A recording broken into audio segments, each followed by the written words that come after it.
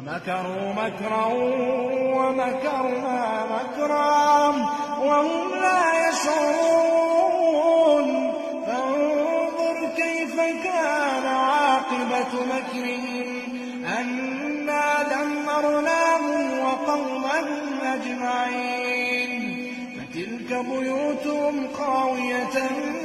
بما ظلموا إن في ذلك لآية